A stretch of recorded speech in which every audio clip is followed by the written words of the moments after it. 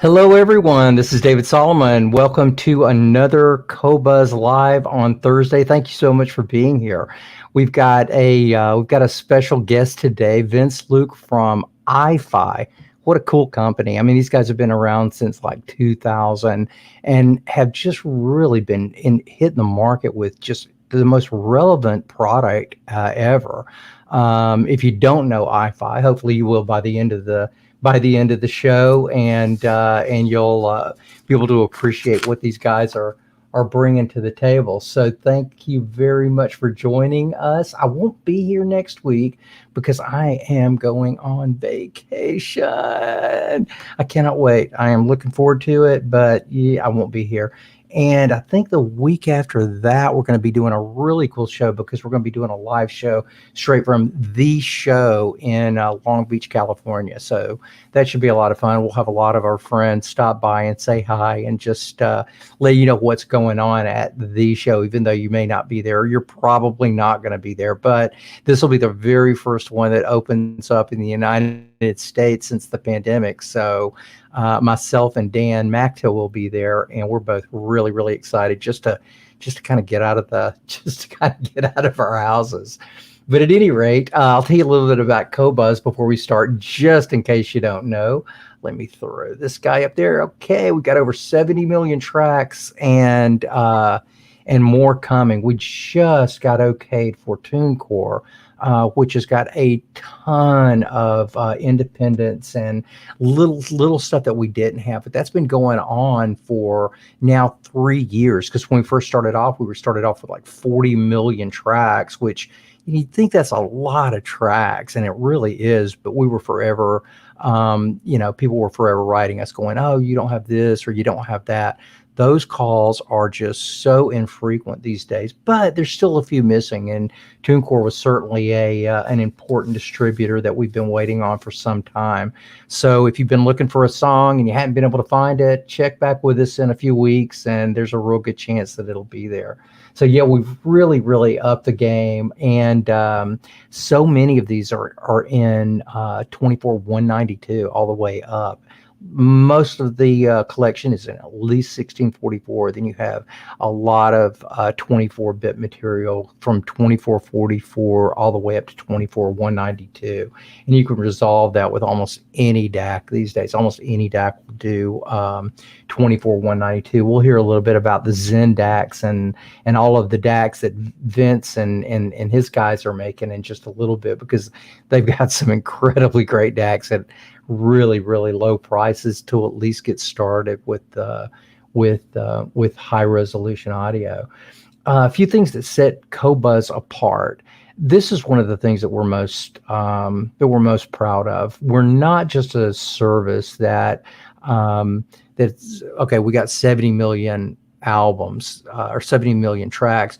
We've also got a ton of handwritten editorial that tells you a lot more about the artists or the bands, and these articles are very interesting. They're not rushed through. They're just stuff as a fan that you would really like to know. We hold this in very high regard because music isn't just music. Music is part of it, but what's the story behind the music? And that's what a lot of this editorial dives into. We're starting off at about $12.50 per month. I know you've probably heard that some of the companies they're on I guess it's a race to the bottom. We're not. We've hit $12.49, and we think it's a super price for high resolution audio, especially given the fact that not long ago you were paying $30-$40 for a lot of these albums, sometimes a whole lot more.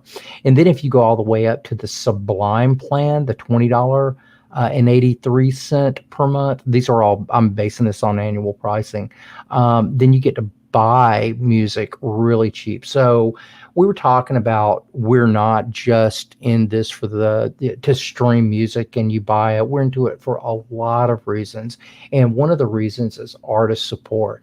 So if you are one that you're either a collector, a lot of people just love to collect stuff. They love to have things in their own library.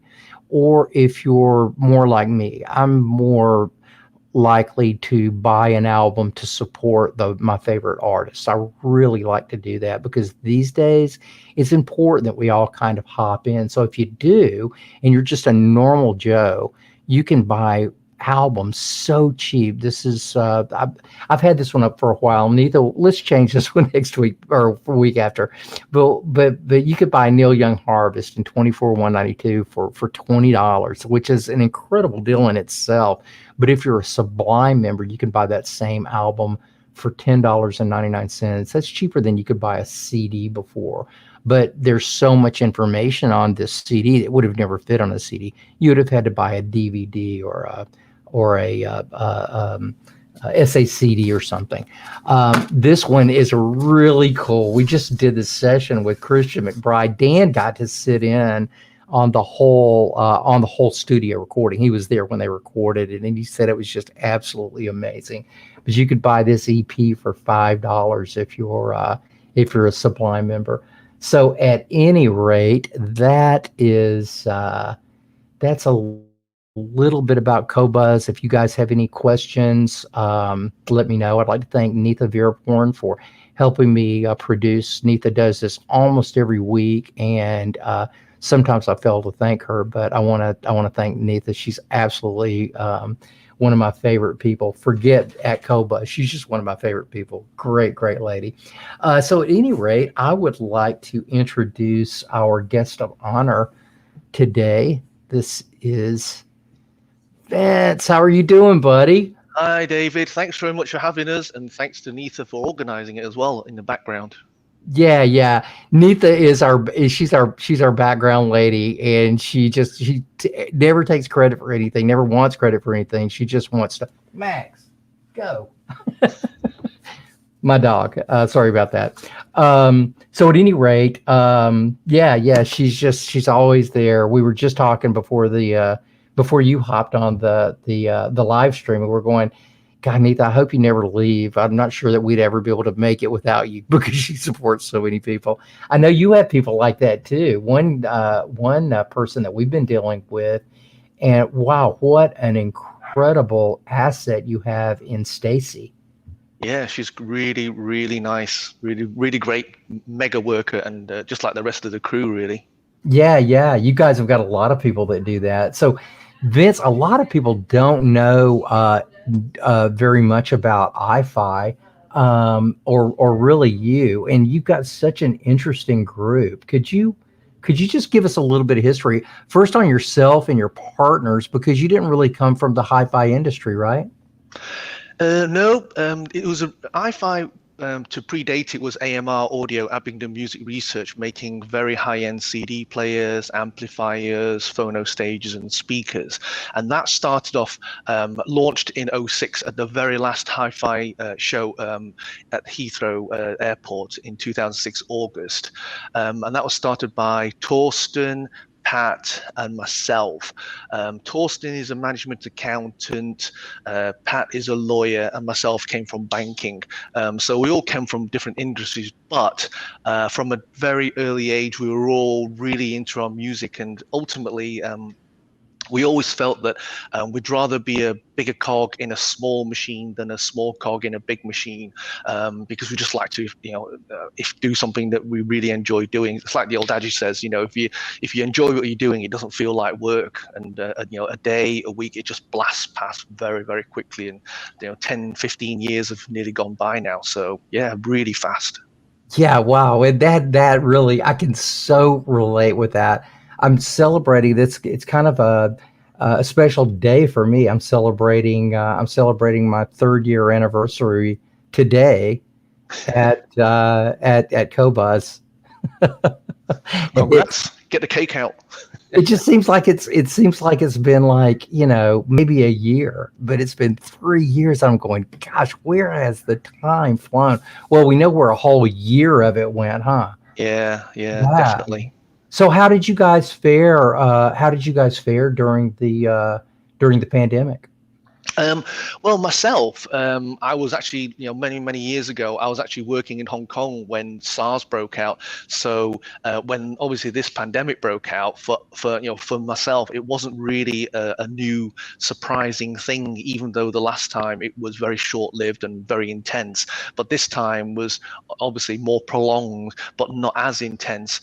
So we just managed to deal with different plans, and as the curveballs came, we just went and thought of different ways of handling it, from changing shipping things to talking to the courier guy to see if he can do extra deliveries for us during the lockdown times and stuff like that. So it's just a bit strange, a bit weird, and a bit wonderful. But sometimes we all need these things just to take take a bit of step back and look at where we're all doing and where we're all going. Yeah, yeah, it has been an absolute strange year, wonderful in many ways, that I just didn't expect.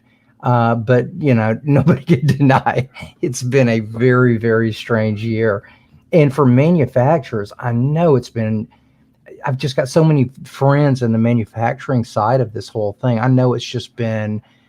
You've had to get really, really creative, I'm guessing, over these past few months. Yeah, yeah. I mean, fortunately, quite a few of us, those guys don't mind dealing with problems. It's a bit of so some people like Sudoku or crossword puzzles, and for us, genuinely, we do like facing problems and trying to think of, brainstorm with everybody and coming out with a solution. We get a really nice, a real nice thrill of solving these things. So with regards to forecasting even further out, now we're trying to forecast 24 months out, because obviously everybody's dealing in the part shortages, to planning marketing campaigns, to doing this, doing that. It's just more of the same, but looking even further out.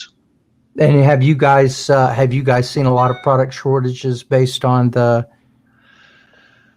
As much as the next guy really Yeah, have. And what yeah. we've had to do is just plan. We used to plan roughly 6 to 12 months. Now we have to plan 18 to 24 months. Obviously, these things are getting more and more, obviously more and more tentative the further out you go. But there's a very good business book out there called, by a guy called Peter High. And it's basically, some companies need to be, the long story short is that companies need to be nimble and have very good IT, and be able to adapt. And that is the most important parameter for any business, any company to survive in the long run.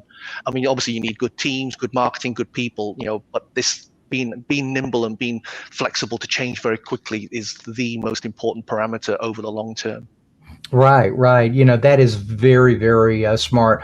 One of my good friends, Robert Heiblum, just an expert in almost all things audio. He was really warning the industry, people that were buying chips or having a certain chipset that was available, that at one point that's not anymore. It's like, guys, look, bite the bullet. Go ahead and start looking for alternatives. But glad to see you guys have fared well. And I wanted to mention, before we go any further, Vince has been super awesome, and he wanted to do a couple of giveaways during today's live stream. So we'd like you to, if you're interested in get the giveaway, then sign up for it. Neitha will put the link up in the chat. But this is going to be really nice, and we got we've got two products that Vince is giving away. First prize is going to be an xCAN. This is an awesome headphone amplifier, right? Yeah, I'll thank Stacey for this one. So she came up with the ideas and which products to suit the your listeners. So the xCAN is basically a portable headphone amplifier, but because these days people like cordless, like wireless, then it also has a DAC built in for Bluetoothing in from your tablet or phone, and you just take it around with you. Then the other guy is probably one of our most recent, well-known and successful products is the Zen DAC, which is a home desktop-based DAC that is balanced, that has a nice Burr Brown chip in there, and just really maxes out people's headphones in the several $100 category. And either unit can do full resolution on Qobuz, I'm guessing. Yeah, definitely. Yeah. One of the things I really like about these units is the balanced input. That's kind of a new concept to a lot of people. Yeah. In a nutshell, normally you have a positive left and a positive right, and one wire doing a negative on both left and right. But when you have it balanced, you've got a positive left and negative left and a positive right and a negative right, and you just have better, basically better sound quality out of it. So, this has been one of our main kind of things that we've been trying to do, one of our major initiatives to, get balanced out there as much as possible on the amplifier side. So having good digital and good analog and hopefully good power supply as well to make the most of the sound and obviously the stream that comes with it.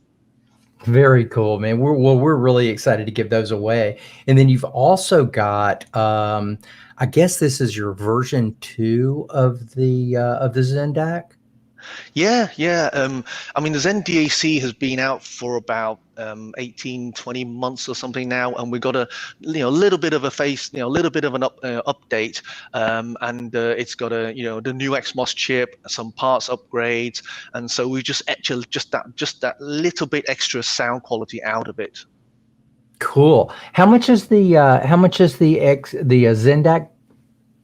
The Zen DAC, I think, is 169. God, you caught me on the hop there, but I think it is, yeah. And then if you step up to the Zen DAC V2, what are you at? Sorry, this one's 169. The previous one was 129. So the original was 129. This one's 169. Okay, cool. Yeah. 129, 169. When you step up from these units, what do you really? You said you get a little better input chip. Is that right? Is that the XMOS? Yes, correct. The USB XMOS chip. It's the new 16-core one instead of the 8-core one on the previous version. And then we've also upgraded the clocks in there, the clock crystals, to give a bit better jitter performance, and a few other little analog tweak things. But in a nutshell, yeah, you get just a nice, I would say, roughly 5 to 10% bit better performance at least on that. Very good, very good. Tell me, what was the very first product that you guys came out with? I'm always interested to know that. That was in 2012 October, Rocky Mountain Audio Fest, and we came out with what you call the micro line, which is like a cigar box size product range.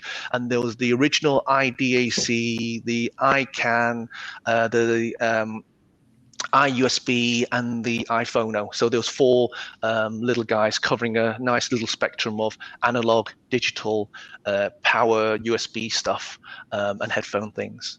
So what was it that okay, so you guys decided several years before this, because you can't just come out with a company and then your product is there.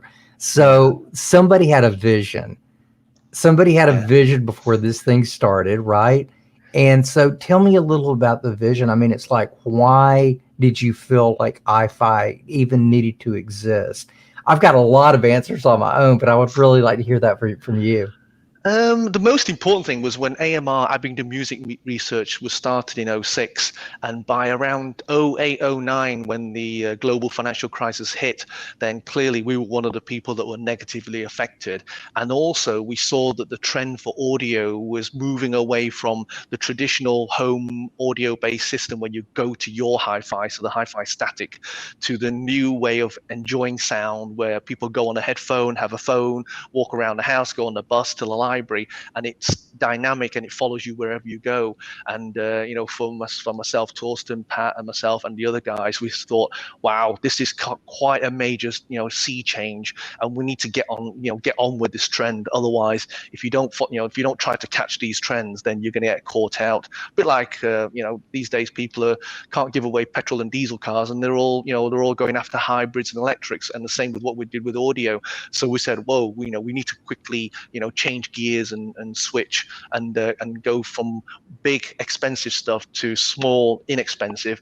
And also, not to sound funny, but when you go to a hi-fi show and you get customers that are older than yourself, that's not really a good trend to be in. And in this case, with headfi and all those kind of headphone people, you're getting with people that are really young, and that's obviously good for the future.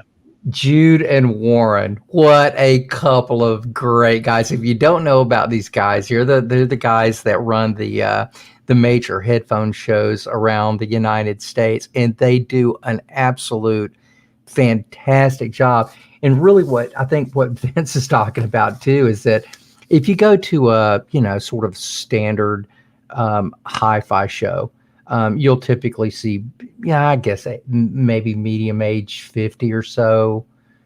You go to one of these can jams are called. And the medium age has got to be like, I don't know, 30, 25. Yeah, something like that. Yeah, much, much younger crowd. But that's such a great point and such a great reason to go into business, for focusing on those people that are like just getting into it, or the way that they absolutely listen.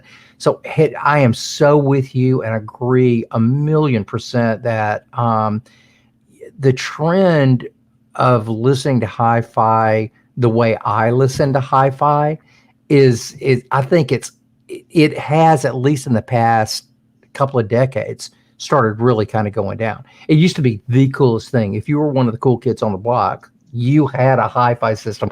That's not necessarily true these days, right? If you're one of the cool kids on the block, you may have a Zen DAC and a pair of Odyssey headphones, and you are like the cool kid in town, because at some point you're going to go, yeah, let you listen to what real sounds like. We lost a whole generation to MP3, and now that this is coming back, I think you guys are positioned in just an incredibly wonderful place, a very powerful place, as it were. I think the one good thing about the trend is, for music, everybody enjoys it everywhere all the time. I mean, people say, oh, I can't really hear the difference, or I don't really need super high quality, but it's like good wine, good cheese, good food. Once you taste something nice, or you hear something nicer in this case, you want more of it. I mean, people go to the gym and they exercise and they don't do it in total silence. They need music to get into the rhythm. Well, it's the same thing. They need this to focus on, to do their work, or to do their household chores, or to go gardening, or go on a plane, anything. You just, we all need it, and it's great to enjoy it and have it where it follows you wherever you go. Oh my gosh, I can't tell you that's I know in my case, it certainly does. No matter where I am, I've got a ton of stuff on my phone, and I've got a ton of stuff downloaded on my phone too, just in case, you get in that weird area that you've got, I don't know, a bad internet connection. I'm an avid kayaker, and half the time I listen to just nature, because it's just that's my background, that's my soundtrack. But kind of the other half of the time, I've got the headphones on or Bluetooth on, and I'm listening to audio no matter where I am. If it's in the car, if it's in on the river, if it's in one of my awesome systems, I'm always listening to audio. One of the pieces of advice that I would give a normal listener is, like, especially for someone who says, "Oh, I'm listening in my car most of the time. I listen to my good system every now and then." Don't think of buying for the lowest common denominator. You want your source and your DACs to be good enough for the highest thing that you're going to be listening to, right? So in my car, I don't really listen to Bluetooth, but my wife does.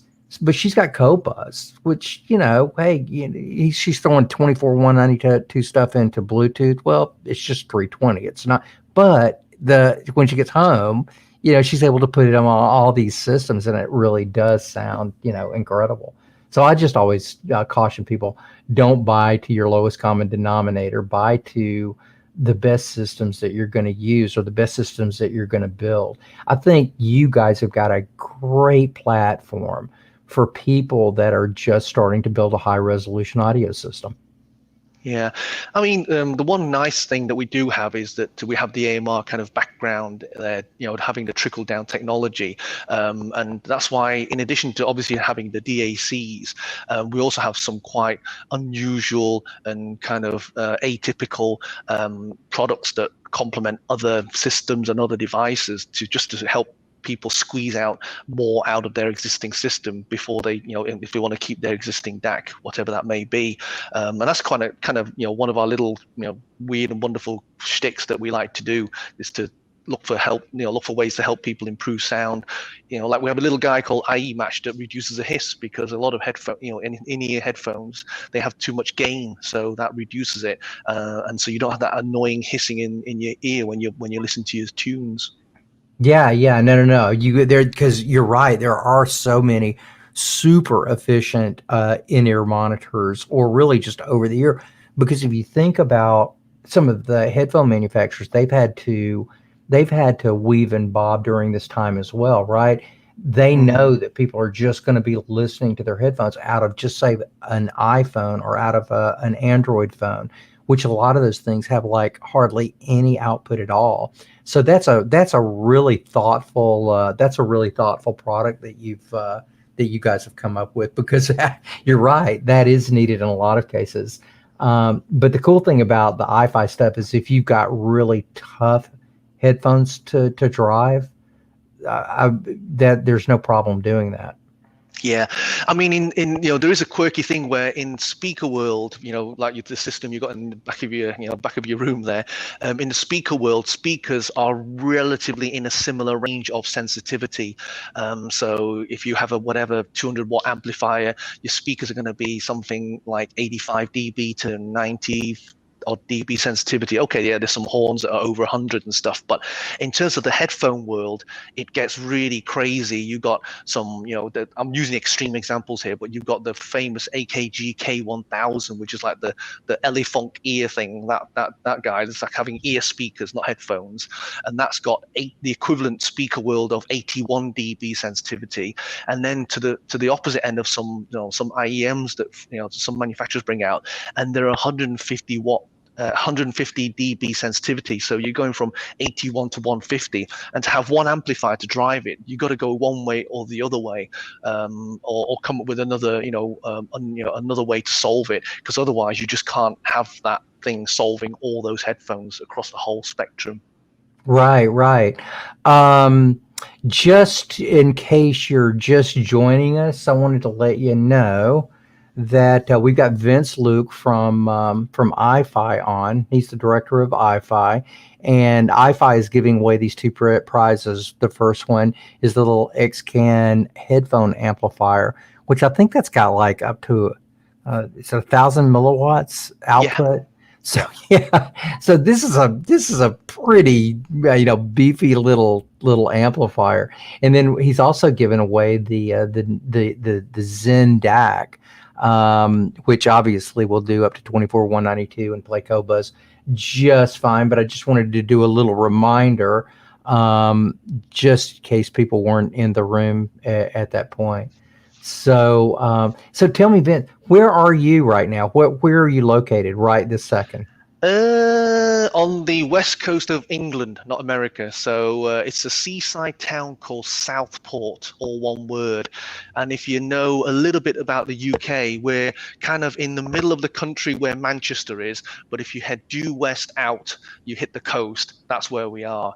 And if you heard of Liverpool, the famous port, the Beatles, the football team, then we are 45 minutes north of that. And if you've ever heard of a very famous seaside town called Blackpool, then we're around 45 minutes south, south of that. So we're sandwiched in the middle between Blackpool in the north and Liverpool in the south on the west coast. So you guys design all of the iFi gear in the UK, correct? Mainly in the UK, but we also have a US team and we also have an Asia team, and everybody has the input because it's a bit, I keep using car analogies, but it's a bit like having cars sold around the world. They need to have suspension setups for different roads. Well, with sound taste, there is no one sound that suits all. And so sometimes you have to cater for the taste out in Asia, and then you also have the European music taste and also the American music taste as well. I mean, like in the old days when we had AMR, America, a lot of houses are built in wood, plasterboard, so the sound, obviously is quite porous because it goes through the walls. But then in Europe, we have a lot of brick-built houses, and obviously the sound doesn't go through the walls. So again, these things you have to bear in mind and try to make something that covers as caters to as many different home situations. And same with the audio, the portable audio stuff we have. We have little settings, little dials, circuits to get people fine-tune what they want out of their sound, because there is no right sound. It's what people like to have, something a little bit more bassy, a little bit more spacious, whatever. Yeah, that's a really great point that a lot of people don't bring up anymore, are just the different acoustic environments that you've got between places that are literally thousands of years old as opposed to a place that's couple hundred years old. Our new stuff, our old stuff is like your new stuff, right? Yeah. Yeah. So Definitely. yeah, we don't know what old stuff really is. We're going, oh, you see that over there? That's like 30 years old. That is really, that's vintage. It's like, yeah, no, not.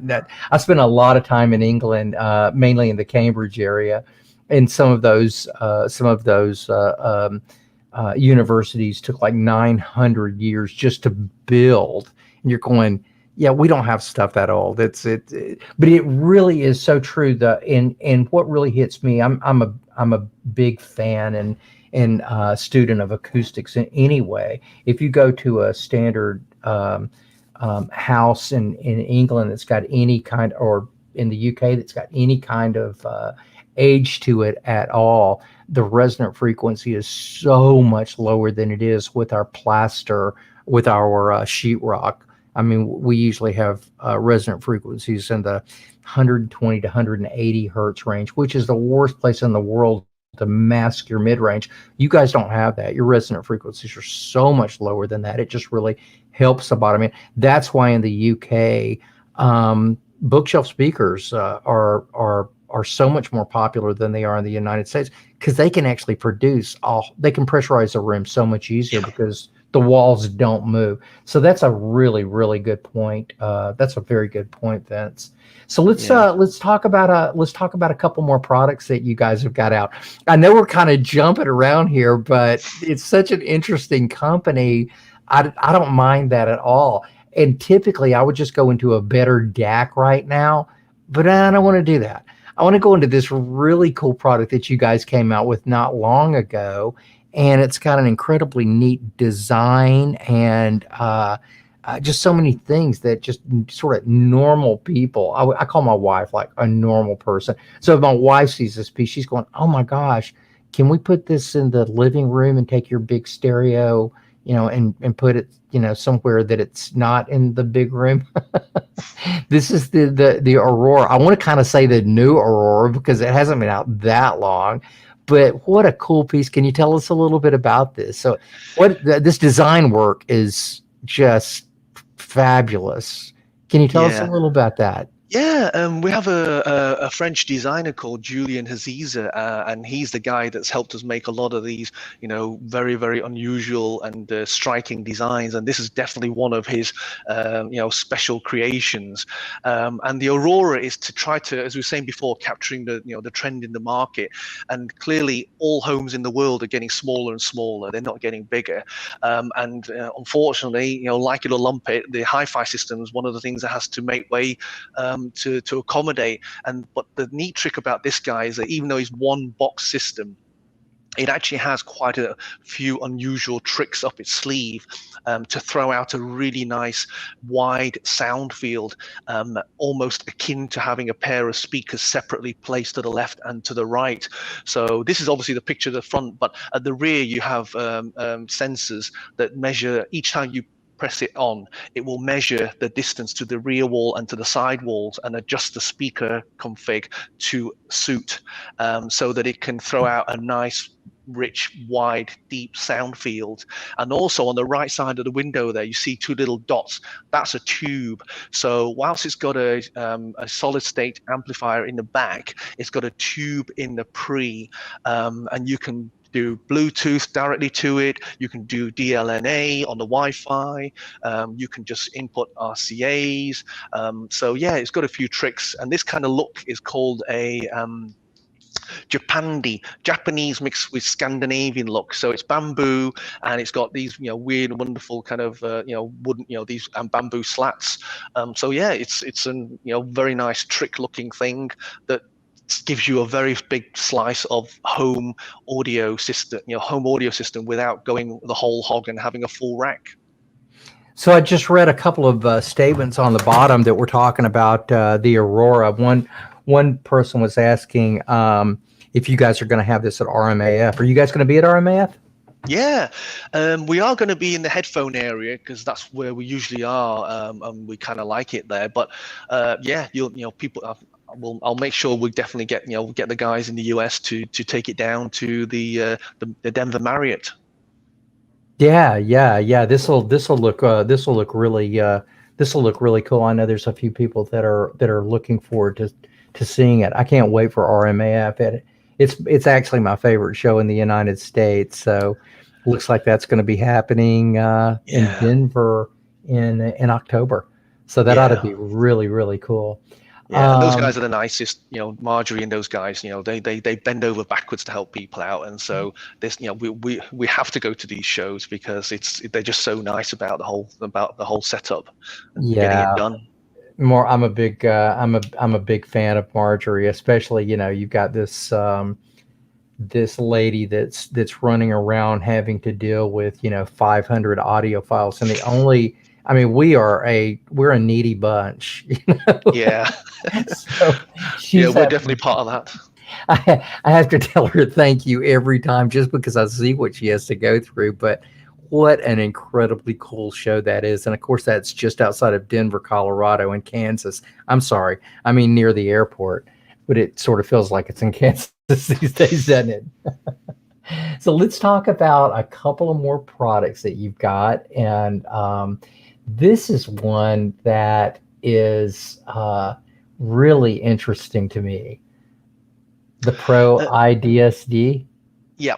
This is the iFi flagship, and it's a DAC first and foremost, with a headphone section.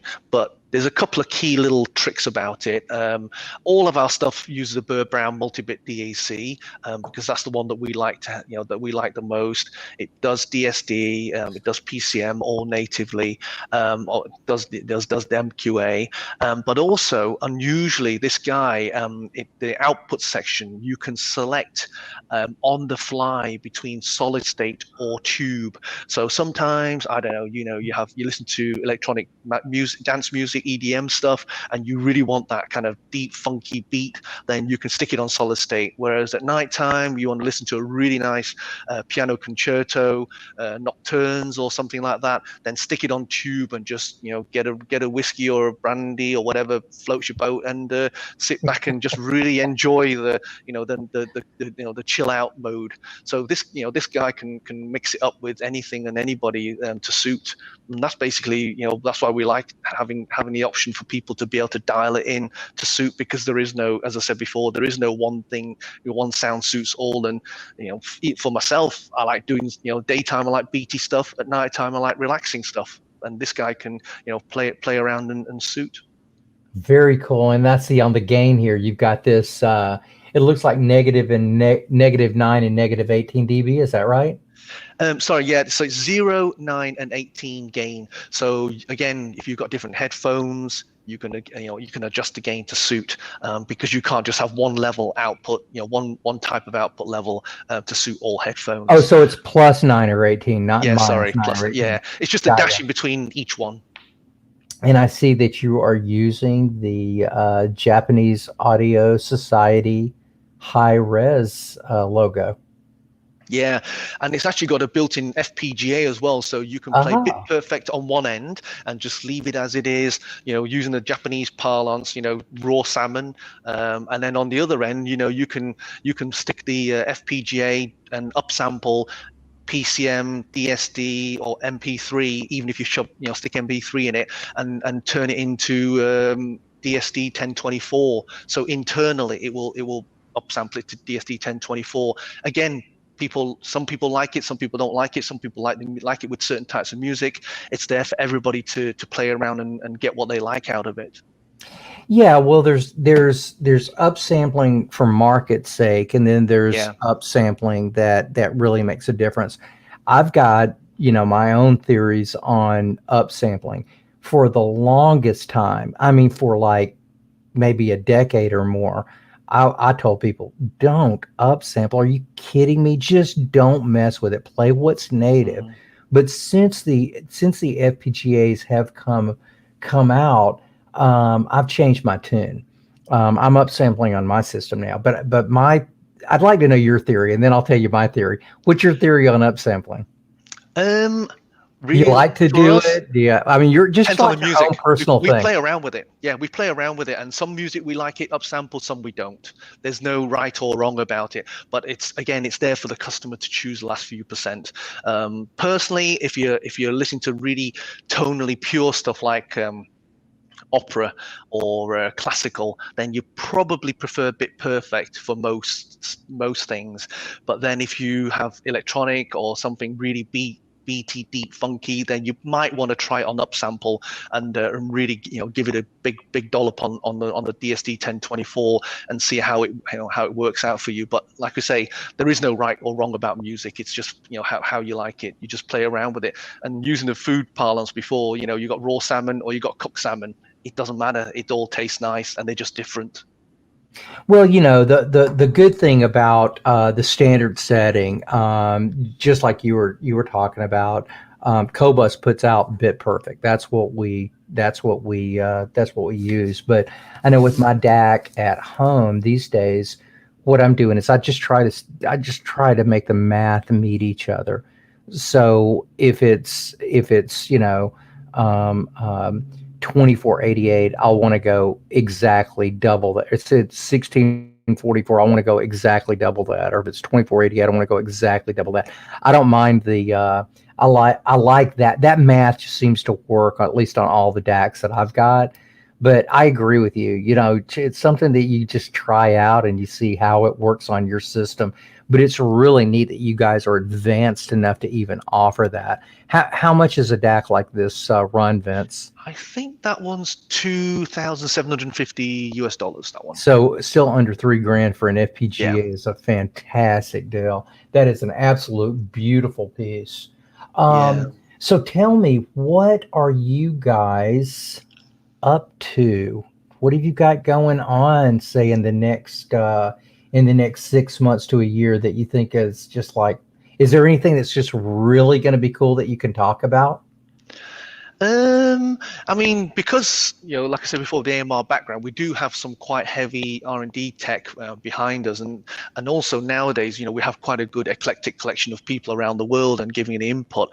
And also, the other thing is that thanks to Stacy and the crew and stuff on the social media, we get suggestions on the forums, on the social media channels for products or questions on issues, and then we do a little bit of digging, and sometimes we find that there isn't anything in the market to help solve a problem, so we try to come up with a product to solve it.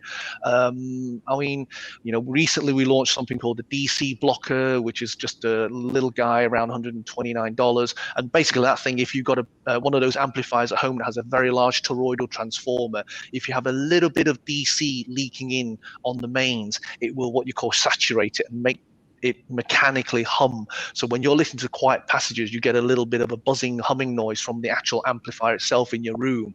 Well, this DC blocker solves it. But as much as we like to say we invented it, we actually didn't, because the customers asked us about it from our other products, and we thought, this doesn't really have anything that that we can see in the market. So we can see if we'll try and see if we can come up with a solution for it. That's the DC blocker. But getting back to your original question. In the next couple of months, and I hope I don't get in trouble for this from our marketing guys, but in the next few weeks, we're going to come out with a streamer called along the Zen stream line. Yeah, it's again, streaming music.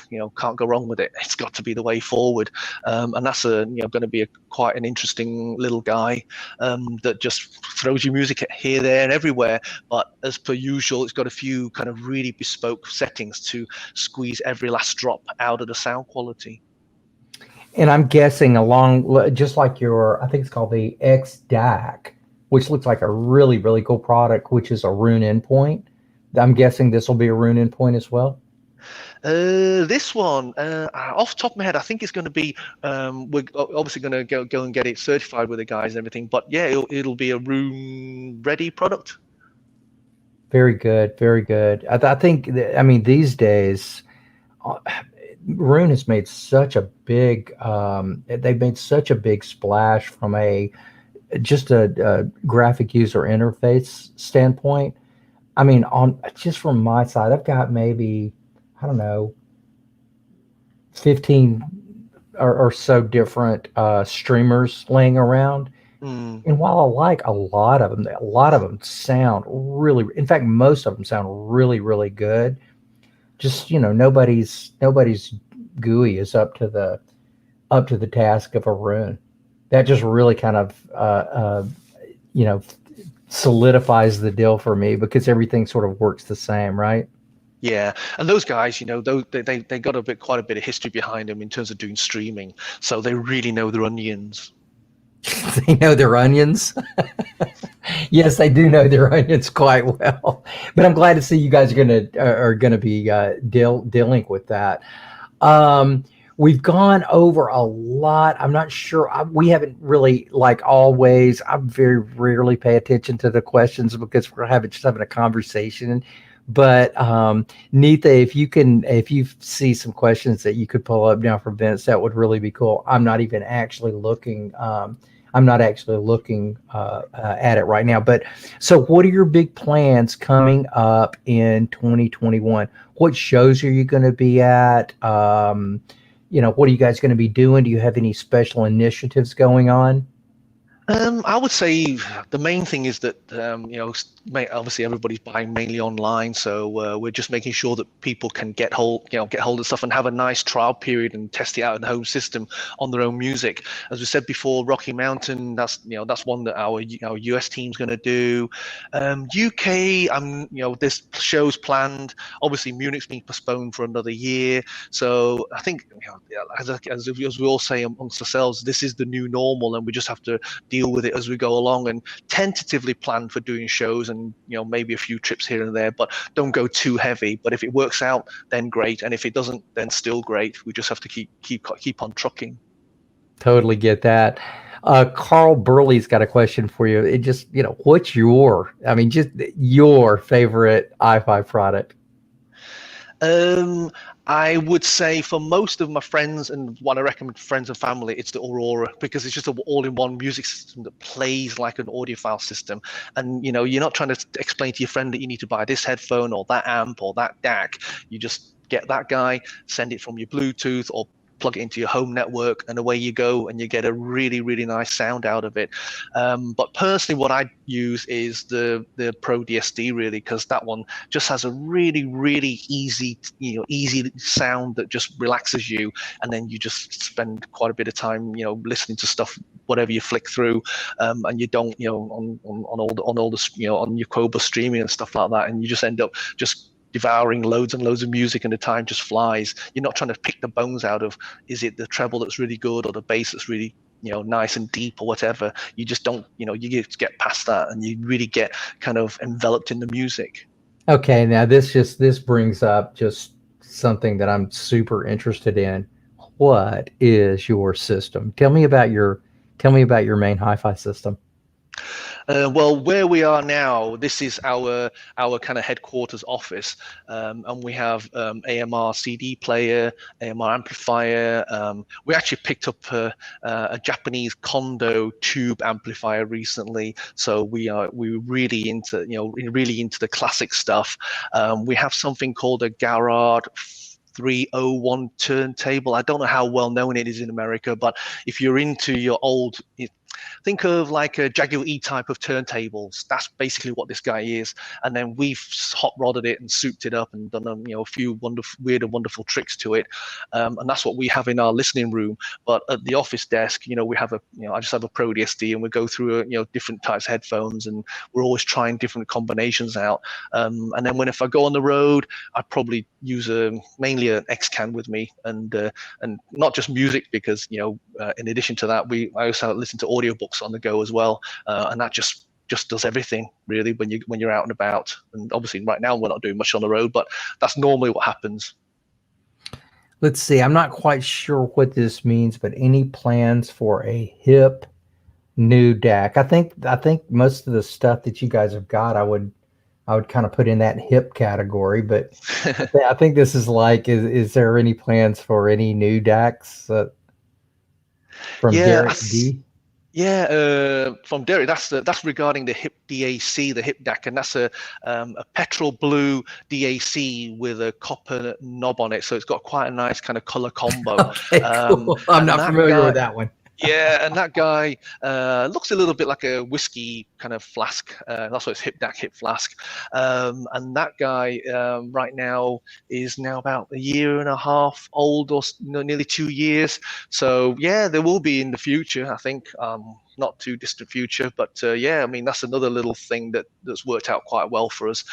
Again, balanced portable DAC, and and it just maxes out a lot of the relatively very good headphones that are not mid-price headphones that are not too high in price.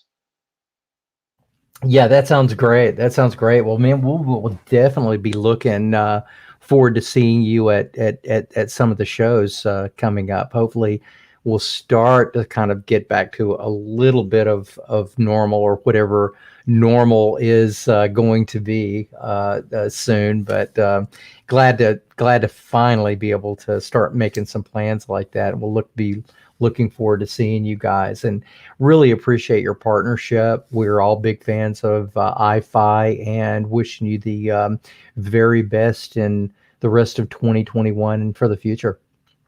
Yeah, no, thanks very much, and really thanks to everybody for listening to listening to tunes on our gear, and using our using accessories. But the main thing is just life's too short these days, and just get the most out of it, and don't worry about anything else.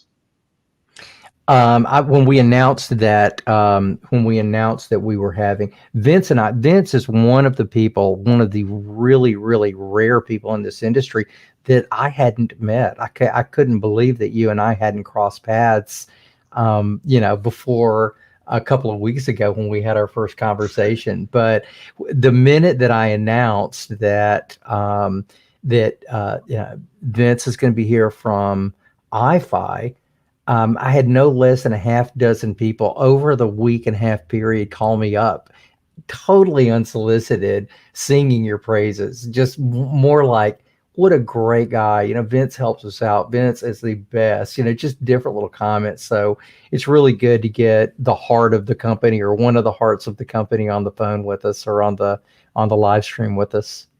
Yeah, no, I mean, that's the main thing about the music industry. People are really helpful, and it's just really nice to people help us out, we help other people out. It's just like for like, really. There's nothing special going one way or anything like that. Yeah. Well, did we miss anything? Is there anything about iFi that you would like the audience to know that we didn't happen to cover? I sure don't want you to get out of here and go, wow, I wish we'd have talked about the new iFi car that we're building, that's going to be Elon Musk's worst enemy. No, I wish we were inventing a car, but I don't think we will be anytime soon. I think the main thing is that we just try to keep everybody in the industry has an obligation, hopefully, to keep getting new blood into it, and obviously just trying to bring out other different products at good price points, and try to get as much many young people into into listening to good music as possible, really. Same with what you guys do on Qobuz, and same on the software side, and same as what we do on the hardware side. I think the more people, the more manufacturers and more industry people that work together jointly doing it, I think the better it can only be for the whole industry, just to grow it bigger than what it is now. Yeah, totally agree with that. You want to hear a really wild statistic? When we first started, we were mostly built up of, 50 plus. That was kind of our audience, sort of a mid-range of around mid 50s were, sort of the largest number of our crowd.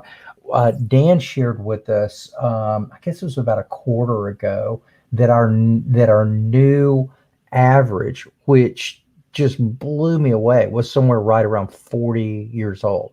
So that's the average. So we're starting to get a lot of younger people onto the service now, and I think just the marketing in general of a high res, or the sort of the slamming or the non-marketing of MP3 is starting to make a difference. I think our kids and their kids are going to be looking at us going, these are the idiots that invented MP3. Can you believe they listen to that stuff? Because it's just going away, right? And the next generation of music lovers, they're not going to have to deal with that kind of compression. They're just going to automatically have, full or high resolution at their beck and call. Yeah, I mean, just look at Apple. They've just done the lossless thing, and obviously they bought Beats headphones, and that's certainly a direction that they're heading in. And it can only be a good thing to make it more popular for everybody to enjoy higher quality of music, and that just benefits everybody.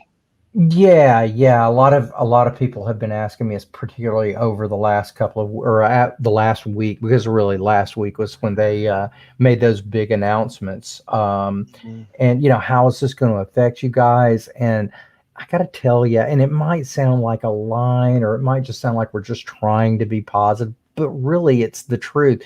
The anytime someone big gets into high resolution audio, it just makes things easier for us, because now that those words are visible out there and people do research. I mean, certainly the lion's share of any organization is typically going to go to the lion. But there's a lot of scraps left over. There's a lot of people out there that go, oh, let's research this and find out, what do normal human beings think the best service is? And they'll do their research and make their choice that way, as opposed to just, this is what's out there, I'm going to just consume it. There's so many people that are actually looking for that next level. Otherwise, neither one of us would be in business, right? Otherwise, people would only listen to this, and they would only listen to it through MP3, and really we wouldn't be necessarily. Because if you look at our percentage, I mean, if you were just going on percentages, it's a low number that have got what we enjoy: DACs and speakers and amplifiers, and making things sound as big as they should be. But I got to tell you, I've got a very, very good feeling that hi-fi these days, in whatever way that you decide to listen to it, is coming back. There's going to be a really good resurgence in hi-fi, but just because of the source, and more artists are speaking out about it. Yeah, I mean, like we said before, everybody in music is a healthy thing. It's not kind of like smoking, for example, or whatever.